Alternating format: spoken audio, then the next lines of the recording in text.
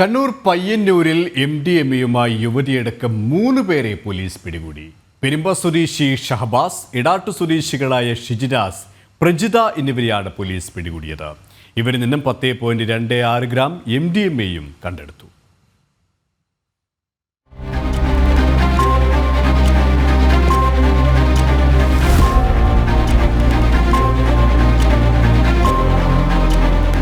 ഇന്ന് പുലർച്ചെ പെട്രോളിങ്ങിനിടെ വാഹന പരിശോധന നടത്തുകയായിരുന്ന പയ്യന്നൂർ സബ് ഇൻസ്പെക്ടർ പി യദുകൃഷ്ണന്റെ നേതൃത്വത്തിലുള്ള പോലീസ് സംഘമാണ് ഇവരെ പിടികൂടിയത്.